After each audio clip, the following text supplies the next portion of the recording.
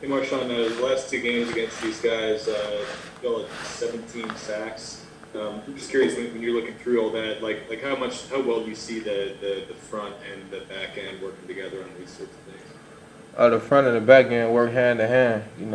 Great coverage and a great pass rush. It can't be beat. You gonna have because the great coverage gonna have him holding the ball, and our pass rush is too good for him to hold the ball. So it'll just work hand in hand. Next one's from Amy Just. Yeah, natural follow-up there. How much pride do you take in that when the secondary is locking down in coverage and allowing for the front end to get those sacks? That's what it's about. We work together. If we doing our thing, it makes it easier on them, man, and vice versa. So, of course, we want to lock everybody up. We don't want nobody to catch the ball. We don't want nobody scoring or nothing. So, when we actually doing that, not allowing it, then, we feel great.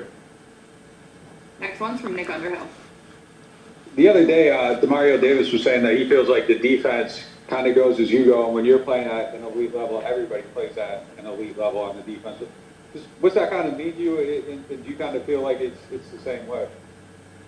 That means a lot to me because it tells me that, I'm one of the leaders of the defense and everybody looking at me to do what I have to do. Of course, I'm going to do, what I have to do and I want to, but when I have other people telling me that we go as who go, that make me want to raise my game up to the next level.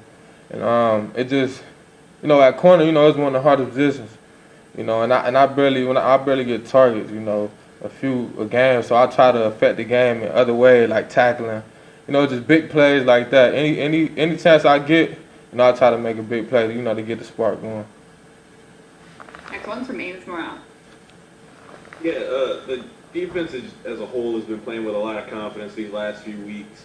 And a couple of the guys mentioned that around the Chicago game, you kind of feel, a shift, I guess, in the vibe on that side of the ball. Is that when you saw it shifting, and how did you see it shift?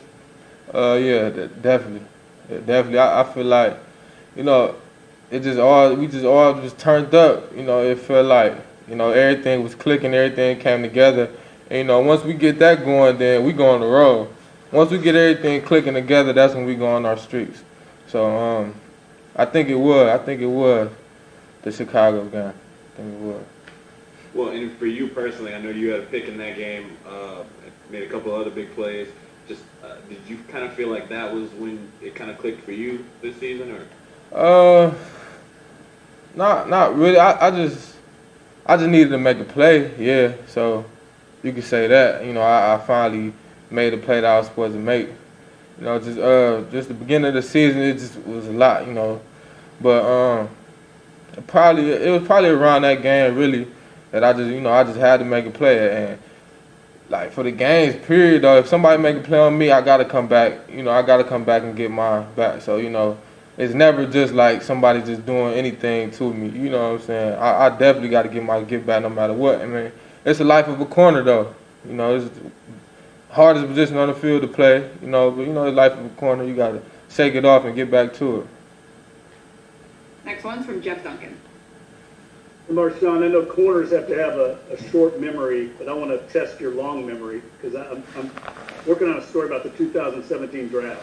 Right. What are your memories going back then? I mean, did you have any idea the Saints were interested? Was that a place you and your agent knew you might end up back then? I didn't know. I definitely didn't know I was going to the Saints. I thought I was going like 5 or 6, Tennessee, or who was it, the Jets. Everybody kept saying that, but nah, I ended up going. So when I didn't go there, I hit up Mike Thomas like, man, tell him come get me. I'm ready. Just tell him come get me. And so they grabbed me at number 11. So from that point on, I just knew because I had Von here, Bell.